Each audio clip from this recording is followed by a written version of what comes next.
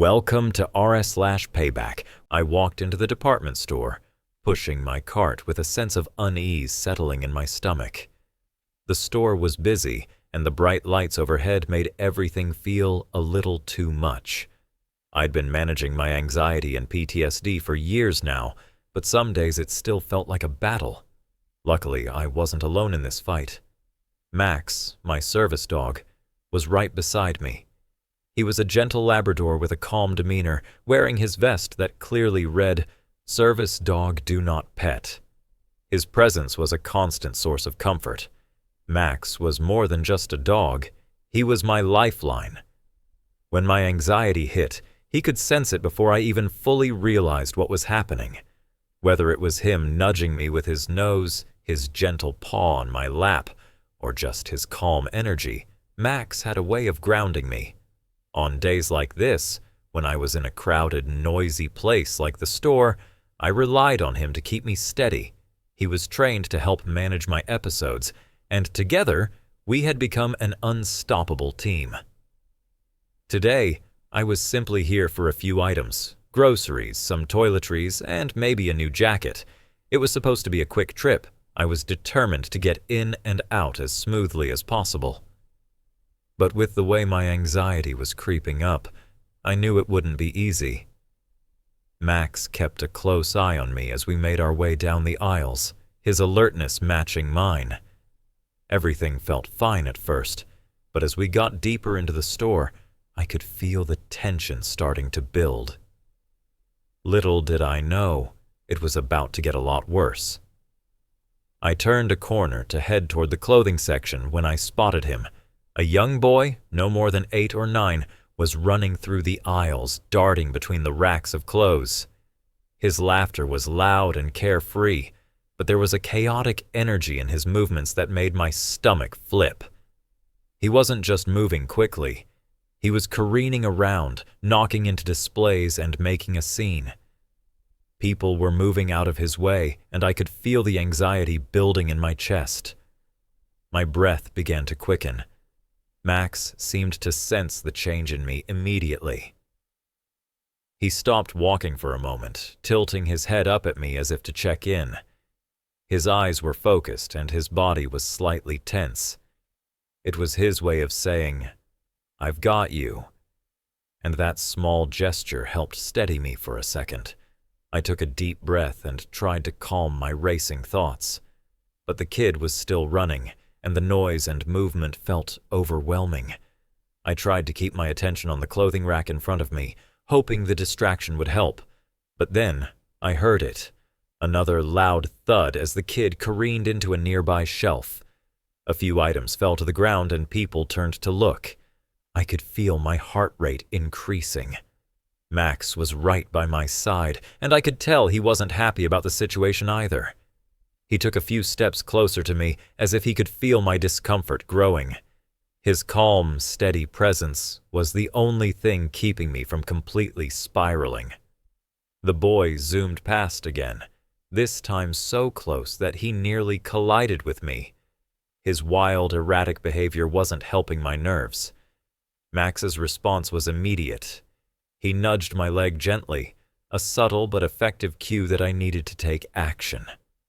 I took another deep breath, reminding myself that I could get through this.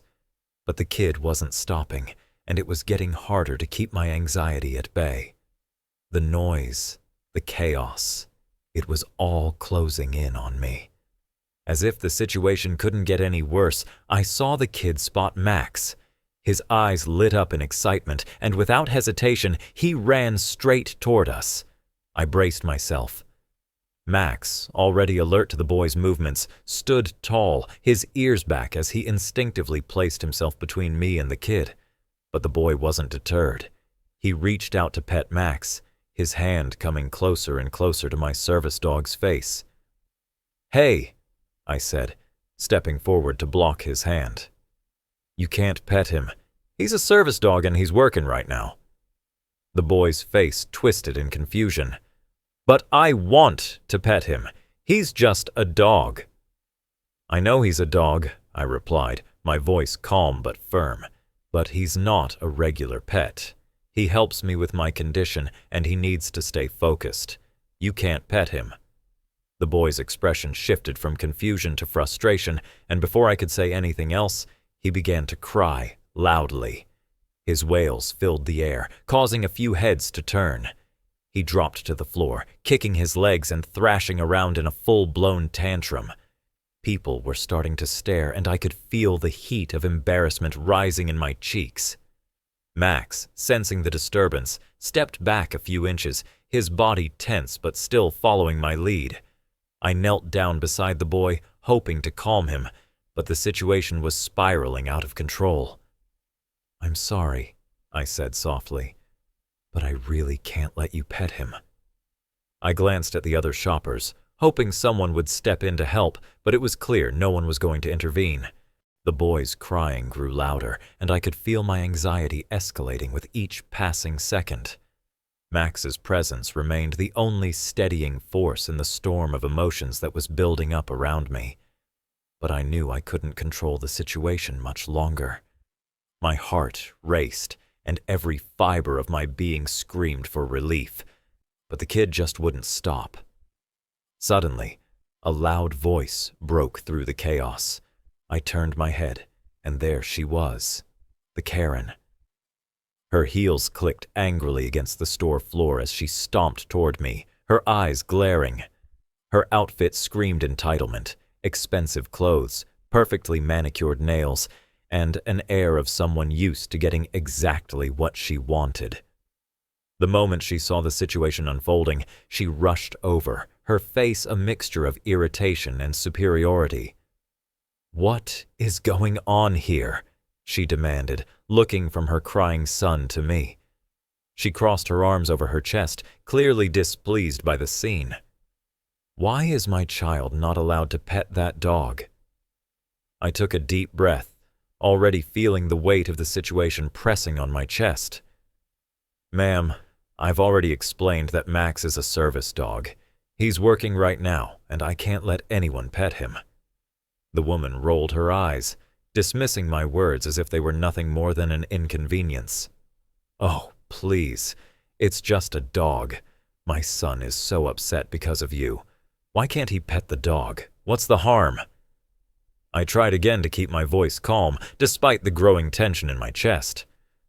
"I understand it's disappointing, but service dogs have specific jobs, and they need to stay focused. It's not personal." She scoffed, her face contorting with annoyance. "Focus? My son just wants to pet the dog. You're making this into a big deal for no reason. I've seen people with service dogs before, and they let kids pet them. You're just being difficult." Her words were laced with a sense of entitlement that made my skin crawl. "Ma'am, please. I'm just asking for you to respect the rules. I don't want any trouble." But it was clear. She wasn't listening. The mother's arms shot out, gesturing dramatically toward her son. "If you don't let him pet the dog, I'm going to make sure you regret it," she snapped. Her voice was rising, and I could feel the eyes of the other shoppers starting to turn our way. This wasn't just a disagreement anymore. She was escalating it, and I was running out of options. Without warning, the Karen's hand shot out, and she grabbed the leash attached to Max's harness. My stomach lurched. Max was a trained service dog. His leash was not meant for just anyone to handle. "Come on, Max," she said, pulling him with surprising strength. "Let's go, boy." "Hey!" I shouted, stepping forward. "You can't take him." My voice was shaking, and my heart was hammering in my chest. This was happening too fast. Max, who had been standing by my side through all the chaos, immediately tensed up, pulling against the leash. He looked back at me, unsure what to do. I gave him the emergency command, "Max, come." And, to my relief, he immediately turned and trotted back toward me, pulling away from the Karen's grip. I quickly grabbed his leash, securing it back in my hands. The relief was short-lived. The Karen's face turned bright red with anger. "How dare you!" she screamed. "You're a thief! You're stealing my son's dog, and I'm going to make sure you pay for it!" I could feel the anxiety bubbling up inside of me, threatening to turn into a full-blown panic attack. My breath was coming too fast, and my vision blurred as the world seemed to spin around me. Max stood close by, his body alert and his head turned toward me, as if he could sense my distress. His presence helped me ground myself, but the fear and tension in the air were palpable. The Karen was still yelling, her voice escalating, causing more and more people to look our way. I could feel my hands start to tremble as I struggled to keep my composure. "Please, calm down," I said, trying to keep my voice steady. "This is a service dog. I'm not stealing him. He's mine. You need to let go." "Call the cops," she spat. "I'm going to have you arrested. This is my dog. My son deserves to have him. I'm going to make sure you go to jail for this." My mind was racing. The idea of dealing with the police while in the middle of a panic attack made my stomach churn. I was no longer able to keep my anxiety in check. My chest felt tight, and the world seemed to close in around me. Every inch of me screamed for the situation to end. Max, sensing my panic, pressed himself against my side, his calm demeanor providing some semblance of comfort. But it wasn't enough to stop the dread from flooding my mind. I could hear the Karen's voice in the background, but I couldn't focus on her anymore. I was barely holding it together. Moments later, I heard the unmistakable sound of police sirens in the distance. My pulse quickened. I wasn't sure what to expect, but I knew things were escalating far beyond my control. I just wanted to leave, to escape from the chaos that was suffocating me, but I couldn't. Not now. The Karen was already speaking to the officers by the time they reached us. She was pointing at Max and accusing me of stealing him. "This is my service dog. That man is a fraud. He stole my dog and is pretending it's his." Her voice was shrill with outrage. "He's just trying to get away with it. I'm going to press charges." My panic attack was getting worse. My breathing was shallow, and I could barely focus on what the police were saying. One of the officers turned toward me, his expression neutral but professional. He glanced down at Max, who was sitting beside me, looking calm despite the chaos. "Sir," the officer said, addressing me, "what's going on here?" I fumbled for my ID and Max's service dog documentation, my hands shaking as I handed them over. "I'm not stealing anything. This is my service dog," I explained, trying to steady my voice. "His ID is right there. I've been working with him for years. He's trained to help with my PTSD and anxiety." The officer looked over the paperwork, then back at me, his expression softening. "All right, we'll need to check this out. Please remain calm." Max, sensing my heightened state, leaned into me, his presence a small but steady comfort in the storm. I breathed deeply, trying to center myself, though my heart still raced with fear. This wasn't just about the dog anymore. This was about my own sense of stability, and it felt like everything was slipping through my fingers. The officer continued his examination, but for a moment, I only had Max's calm energy to hold on to as I waited for the situation to resolve. The tension in the air was thick, and the Karen's refusal to back down only made it worse. She continued to shout at the officers, making increasingly wild claims.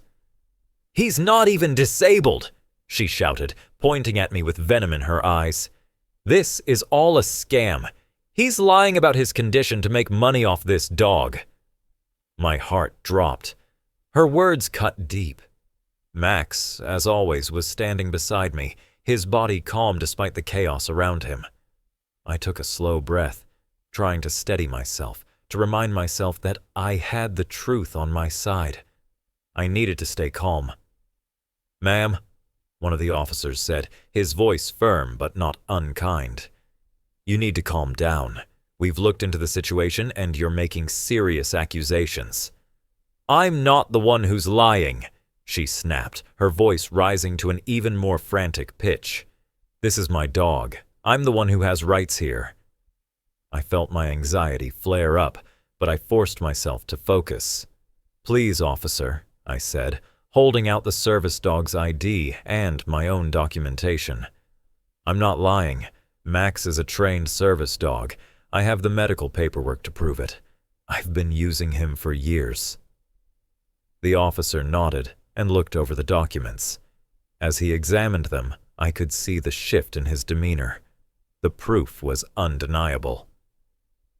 "It looks like this is all in order," he said, turning to the Karen. "We'll need to take this seriously."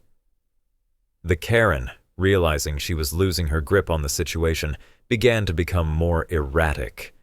Her voice broke into hysterics. "You don't understand. This is my son's dog. I'm not going to let this thief get away with it. You're all just going to let him steal from me?" Her behavior was spiraling out of control, and I felt the weight of her aggression pushing down on me. My heart pounded in my chest. I had never been good at handling such intense confrontations, but Max's calm presence kept me anchored. The police were piecing together the truth, but the Karen wasn't ready to give up her false claims just yet. The situation was about to escalate even further. The officer stepped forward, his voice firm. "Ma'am, you are under arrest for theft, harassment, and assault of an officer." For a moment, I couldn't believe what I was hearing. The Karen's face twisted in disbelief as the officers handcuffed her. No, this is a mistake. You can't arrest me. I'm the victim here," she cried, struggling against their hold. I stood frozen, unable to process the events as they unfolded. My heart was still racing, but the relief that followed the officer's announcement was immense. The nightmare was finally over. The Karen had been exposed as the aggressor, her false claims crumbling in the face of undeniable evidence. Max stayed by my side, sensing my quiet relief but still alert. The officers led the Karen away, her protests echoing down the aisle, but I couldn't bring myself to care. The truth had won out, and I could finally breathe. As I watched her being taken away, I realized how close I had come to losing control of the situation. I had come so close to succumbing to panic, but Max had been there, steadfast, supportive, and unwavering. The police had done their job, and the Karen's lies had been exposed. Yet, despite the victory, I couldn't shake the emotional toll the experience had taken. When I finally left the store with Max, I could feel the weight of the day pressing down on me. The entire situation had left me drained. I knew I needed to get home, to find a safe space to process everything that had happened. Max trotted beside me, his presence grounding me.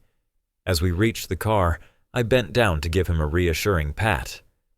"You did great, buddy," I whispered, my voice thick with emotion.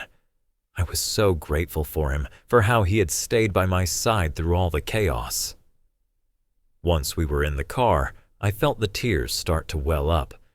I took my emergency medication, something that had become routine after particularly stressful events like today. The calming effect was immediate, and my racing thoughts began to slow.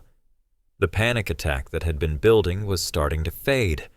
As I drove home, I couldn't help but reflect on how much I depended on Max. He wasn't just a dog. He was my lifeline. Without him, I would have been lost in the midst of the chaos.